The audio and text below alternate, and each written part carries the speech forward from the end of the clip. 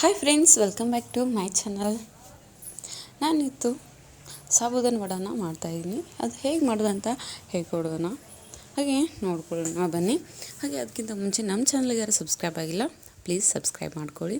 ಫಸ್ಟ್ಗೆ ನಾನು ಸಾಬುದಾನ ಮುಂಚೆನೇ ಅಂದರೆ ಓವರ್ನೈಟು ನೆನೆಸಿಟ್ಕೊಂಡಿದ್ದೆ, ಒಂದು ಲಾರ್ಜ್ ಕಪ್ ಆಗೋಷ್ಟು. ಹಾಗೆಯೇ ಅದಕ್ಕೆ ನಾನು ಒಂದು ಮೆಜರ್ ಮಾಡಿಕೊಂಡು ಒಂದು ಕಪ್ ಅಂದರೆ ಈಗ ಮೊಸರು ಹಾಕಿದ್ದೆ ಅದರಿಂದ ಒಂದು ಕಪ್ಪಷ್ಟು ನಾನು ಇಲ್ಲಿ ಚಿರೋಟಿ ರವೆನ ಹಾಕ್ಕೊಂಡಿದ್ದೀನಿ. ನೋಡಿ, ಚಿರೋಟಿ ರವೆನ ಹಾಕ್ಕೊಂಡ್ಬಿಟ್ಟು ಅದಕ್ಕೆ ಮೊಸರನ್ನ ಇಲ್ಲಿ ನಾನು ಯೂಸ್ ಮಾಡ್ತಾಯಿದ್ದೀನಿ. ಮೊಸರು ಯೂಸ್ ಮಾಡೋದ್ರಿಂದ ತುಂಬಾ ಟೇಸ್ಟಿಯಾಗಿರುತ್ತೆ, ಹಾಗೆಯೇ ಹೆಲ್ದಿನೂ ಇರುತ್ತೆ. ಹಾಗೆ ನಮ್ಮದು ವಡ ಏನು ಮಾಡ್ತಾಯಿದ್ವಲ್ಲ ಅದು ತುಂಬ ಸಾಫ್ಟಾಗಿ ಕೂಡ ಬರುತ್ತೆ. ಅದಕ್ಕೋಸ್ಕರ ನಾನು ಇಲ್ಲಿ ಮೊಸರನ್ನ ಯೂಸ್ ಮಾಡ್ಕೊಳ್ತಾ ಇದ್ದೀನಿ.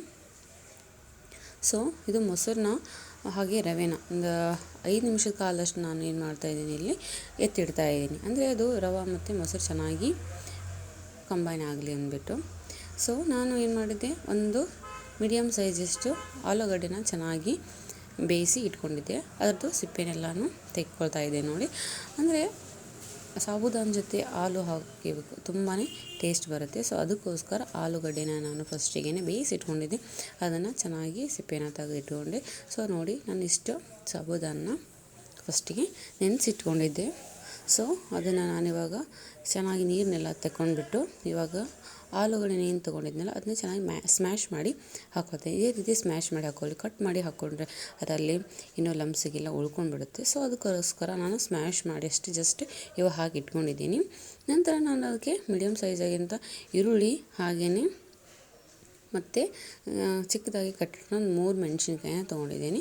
ಹಾಗೆಯೇ ಅದಕ್ಕೆ ಟೇಸ್ಟ್ ಬರಲಿ ಇನ್ನೂ ಸ್ವಲ್ಪ ಅಂದ್ಬಿಟ್ಟು ನಾನು ಶೇಂಗಾ ಕಾಳನ್ನ ಮಾಡ್ಕೊಂಡಿದ್ದೀನಿ. ಚೆನ್ನಾಗಿ ಸ್ವಲ್ಪನೇ ಶೇಂಗಾ ಕಾಳು ತೊಗೊಂಡಿದ್ದೆ. ನೋಡಿ, ಈ ರೀತಿಯಾಗಿ ಹುರಿದಿಟ್ಕೊಂಡು ಅದರ ಸಿಪ್ಪೆನೆಲ್ಲ ತೆಕ್ಕೊಂಡು ಜಸ್ಟ್ ಅದನ್ನ ನಾನು ಫೈನ್ ಪೌಡ್ರ್ ಏನು ಮಾಡ್ತೀನಿ, ಜಸ್ಟ್ ತರಿಯಾಗಿ ಅದನ್ನ ಹೀಗೆ ರುಬ್ಕೊಳ್ತಾ ಇದ್ದೀನಿ. ನೋಡಿ, ಒಂದು ಈ ಥರ ಕುಟ್ಟಣಿಗೆ ಇರುತ್ತಲ್ಲ ಅದರಲ್ಲೇ ಈ ರೀತಿಯಾಗಿ ನಾನು ಜಸ್ಟ್ ಕುಟ್ಕೊಳ್ತಾ ಇದ್ದೀನಿ.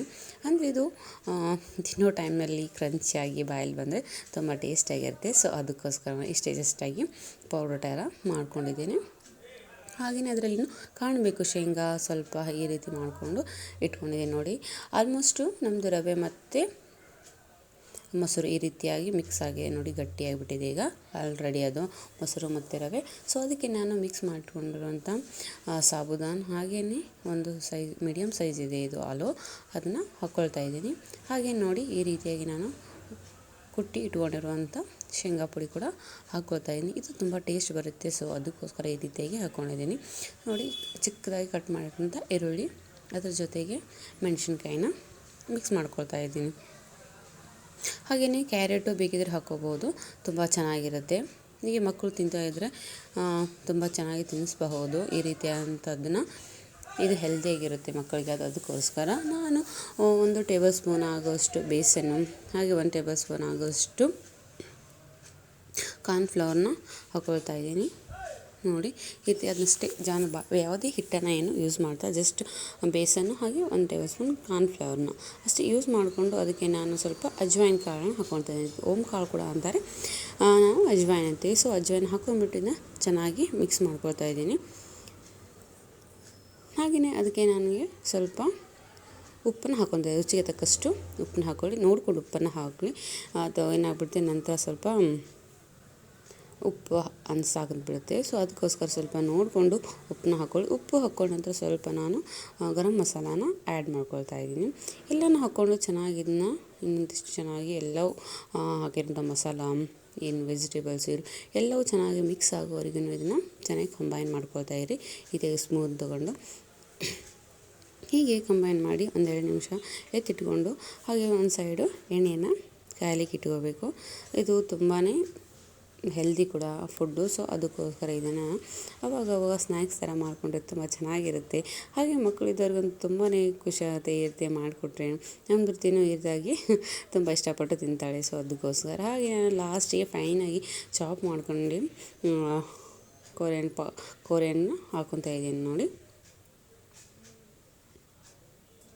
ಇದನ್ನು ಎಲ್ಲ ಕೂಡ ಚೆನ್ನಾಗಿ ಮಿಕ್ಸ್ ಮಾಡ್ಕೊತಾ ಇದ್ದೀನಿ. ಕೊತ್ತಂಬರಿ ಸೊಪ್ಪು ಅದನ್ನು ಚೆನ್ನಾಗಿ ಕಟ್ ಮಾಡ್ಕೊಂಡು ಇಟ್ಕೊಂಡು ಹಾಕ್ಕೊತಾ ಇದ್ದೀನಿ ಲಾಸ್ಟಿಗೆ. ಇದು ಹಾಕೋದ್ರಿಂದ ತುಂಬ ಟೇಸ್ಟ್ ಕೊಡುತ್ತೆ. ಸೊ ಮನೆಯಲ್ಲಿ ಈ ರೀತಿ ಟ್ರೈ ಮಾಡಿ ನೋಡಿ, ನಿಮಗೂ ಕೂಡ ತುಂಬ ಇಷ್ಟ ಆಗುತ್ತೆ.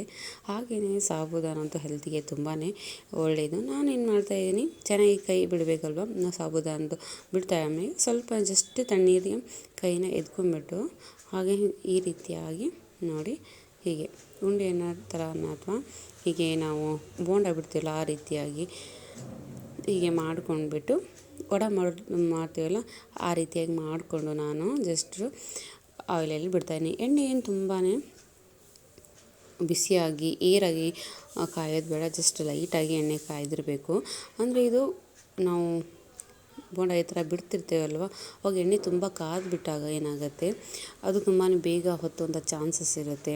ಕಲರ್ ಬರುತ್ತೆ, ಬಟ್ ಒಳಗಡೆ ಸರಿಯಾಗಿ ಬೆಂದಿರೋದಿಲ್ಲ. ಹಾಗಾಗಿ ಸ್ವಲ್ಪ ಲೈಟಾಗಿ ಎಣ್ಣೆನ ಬೇಯಿಸ್ಕೊಂಡು ಅದಕ್ಕೆ ಈ ರೀತಿಯಾಗಿ ಬಿಡಬೇಕು. ನೋಡಿ ಎಷ್ಟು ಚೆನ್ನಾಗಿ ಕಲರ್ ಅಂತೂ ತುಂಬಾ ಚೆನ್ನಾಗಿ ಬರುತ್ತೆ. ಇದು ಅಂತೂ ತುಂಬ ಟೇಸ್ಟಿಯಾಗಿರುತ್ತೆ. ನೀವು ಮಾಡ್ಕೊಂಡು ನೋಡಿ, ತುಂಬಾ ಹೆಲ್ದಿ ಅಂತ ರೆಸಿಪಿ. ಮೇಲ್ಗಡೆಯಿಂದ ಕ್ರಿಸ್ಪಿಯಾಗಿ ಕಂಡ್ರೂ ಒಳಗಡೆ ಸಾಫ್ಟಾಗಿ ಚೆನ್ನಾಗಿರುತ್ತೆ. ಮಕ್ಕಳಿಗಂತೂ ತಿನ್ನೋಕೆ ತುಂಬಾ ಚೆನ್ನಾಗಿರುತ್ತೆ. ಈ ರೀತಿ ಅಂತ ಸ್ನ್ಯಾಕ್ಸಾಗಿ ಈವ್ನಿಂಗ್ ಟೈಮ್ ಕೊಟ್ಟರೆ ತುಂಬಾ ಖುಷಿ ಅನಿಸುತ್ತೆ, ತುಂಬ ಟೇಸ್ಟಿಯಾಗಿರುತ್ತೆ. ನೀವು ಈ ರೀತಿ ಅಂತ ಟ್ರೈ ಮಾಡಿ ನೋಡಿ, ತುಂಬ ಚೆನ್ನಾಗಿ ಆಗಿರುತ್ತೆ. ನೋಡಿ ಎಷ್ಟು ಚೆನ್ನಾಗಿ ರೆಡಿಯಾಗಿದೆ. ಈ ರೀತಿಯಾಗಿ ಮಾಡೋದು ತುಂಬ ಈಸಿಯಾಗಿರುತ್ತೆ, ಹಾಗೆ ಸಿಂಪಲ್ ಕೂಡ. ಟೇಸ್ಟ್ ಅಂತೂ ತುಂಬಾ ಸಖತ್ತಾಗಿದೆ. ನಾನು ಆಲ್ರೆಡಿ ಟೇಸ್ಟ್ ಮಾಡಿ ನೋಡ್ತಾ ಇದ್ದೆ ಹೇಗಾಗಿದೆ ಅಂದ್ಬಿಟ್ಟು. ಹಸ್ಬೆಂಡ್ ಬೈಬಾರ್ದಲ್ವಾ, ಉಪ್ಪು ಅಂತ ಫಸ್ಟಿಗೆ ನಾನು ನೋಡ್ತಾ ಇದ್ದೆ ಹೇಗಾಯಿತು ಅಂದ್ಬಿಟ್ಟು. ಆನಂತರ ಉಳಿದಿದ್ದು ಇನ್ನೂ ಮಿಕ್ಕಿದ್ದಿತ್ತಲ್ವ, ಸೊ ಅದನ್ನು ಕೂಡ ಹಾಕಿ ಅವ್ರಿಗೆ ಕೊಟ್ಟರಾಯ್ತು ಅಂತ ಜಸ್ಟ್ ನಾನು ಇಲ್ಲಿ ಟೇಸ್ಟ್ನ ನೋಡಿಬಿಟ್ಟು ಅವ್ರಿಗಿನ ಇವಾಗ ಕೊಟ್ಟರಾಯ್ತು ಅಂದು.